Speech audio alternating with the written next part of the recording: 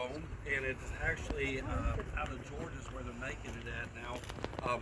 You guys have probably seen if you're on social media or watch any TV that we've had issues with firefighting foams throughout the years. Problems with it affecting the environment and also problems with it causing cancer for firefighters. Soy foam, they came up with the idea to use soy flour to make a firefighting foam. It's got a great ability to be what's the word I'm looking for? For the land. It's good for the land. Yes, environmentally friendly. Thank you. Biodegradability. There's the word I'm looking for. It's happened when I turned 50. Some of you guys might be familiar with this. As soon as you turn 50, there's like these words that you can't get back in your brain. So it's biodegradable. So it's actually good for the environment. In fact, it produces nitrogen, as you guys know. So it does that. It actually has a D rating, or I'm sorry, a gold rating for that. It has 180 days to degrade to a certain amount, and this foam was actually able to degrade to that particular percentage to get to that within 18 days, so 1/10 of what was required for that. So it's something really good for us. We're the first fire department in Missouri to be using soy foam. So we've kind of highlighted it. They've come and done some interviews with us and things like that. So we use it very exclusively in our trucks, and we're one of the few departments that use foam that way. It helps us to put out more fire with less water, so that's why we use foam. But it's good for us. We use it for Class A fires. That's regular combustibles, and it can also be used on the Class B fires too. Liquids, gasolines, oil, stuff like that. So it's really an all-purpose foam. It meets everything that we need for it to do.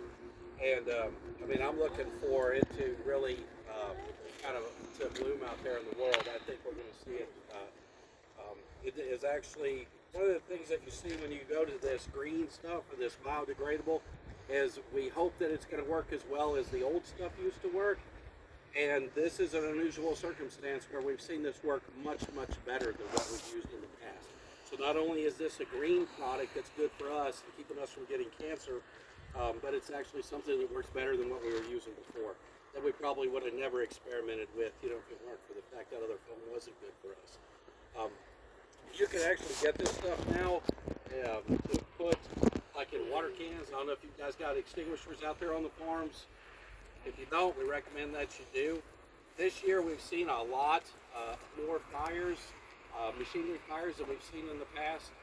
I don't know what's causing that. I don't know if you guys have any ideas. It's been pretty dry, but more so than in years past for sure.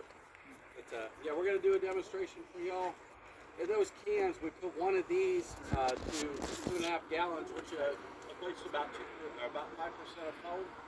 We use about 1% for Class A's, and we use approximately about 6% for our polycarbonate alcohols. So somewhere between 1 and 6%. So one of these to that can, and we can put out quite a bit of fire with it. So I'll let them guys demonstrate it. Do you have to have a special something to make it foam? Because that's what. Like a certain nozzle on it. Well, like, or a certain. So it's in like this, and you put it in your water can so it's pressurized. This anyway. cave. So with it pressurizing stuff, that's what produces the bubbles. This truck here is called a CAF system, compressed air foam system. So what it does, it injects air and foam along with water in, and that's how it mixes.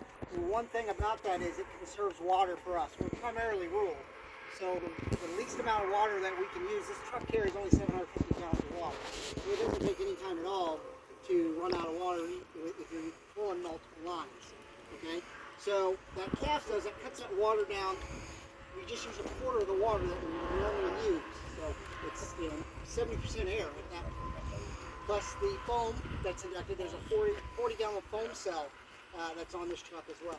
So it self-injects in there, and that's how we're able to use it. Not a lot of departments, a lot of rural departments use that. You don't see a lot of it in the metropolitan departments, just because of the needs for water. I mean, water is a scarce source even with some hydrant areas. It can be a little tough. So how does a guide, or how do we go about getting jugs to put in there? So we had this conversation with the first group. We are working with the Soybean Innovations and trying to get that contact. So once we get this all done, we're gonna meet with them and talk of how we can get this to you guys if you guys are interested in this product. So it is very new, not in Missouri yet. So that is something that I'll have to meet with you after. And if you have anyone interested, you have a list of who is here, and we'll get you guys Yeah, we taken care currently of. don't have it. There's no distributor in Missouri, so I know they're Based looking out of for Georgia. that. Yeah. So you all just order it for you all. Yeah, for so now. right now we're still have the testing process. This is the truck that has it right now. We're just kind of testing it. We love it so far, so we will eventually switch over to it, I'm assuming. So, but yeah, once we get to that. So as this gets older, it'll be more available. Oh, or absolutely. more. Absolutely. So this works for putting out fires, but these guys with the, like the drones and the sprayers, Yeah. we use this as a surfacing thing to cut down the water, to spread the product out. Okay. You'd still use a certain surfactant and stuff like that. It's just to We're gonna go ahead and light these pallets on fire over here, and they're gonna show you guys the water can first, since you guys utilize that stuff a little bit And more. it gets a and little stuff. loud when this thing's running. Yeah. Are you ready yet?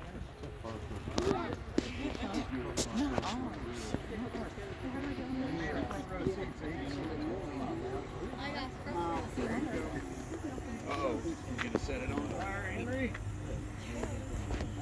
Here it goes. Henry, it's burning. Burning.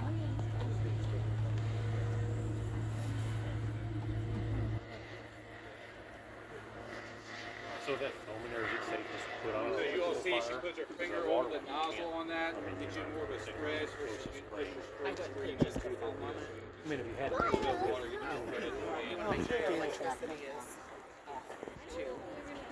Make sure it's. Not getting her out yet. Boss is here. So Ashley does this too at the end. Normally it's just one little spot. She takes her thumb or her finger over it. Huh? She did. And spreads it out. That's not going down. Oh, it'll go out. I'm pretty sure there's nothing still burning in Boone County. I checked this morning.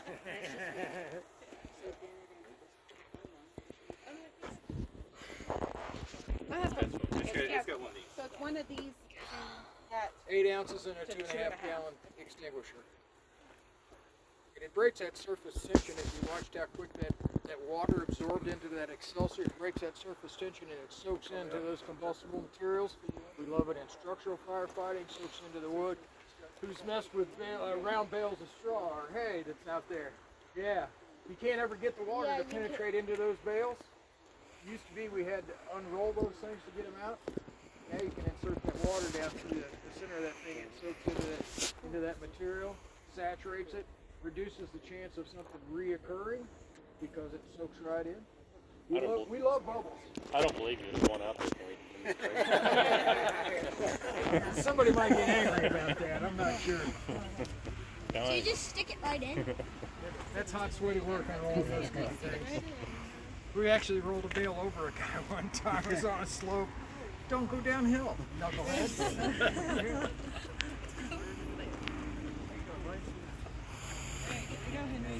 All right, here goes the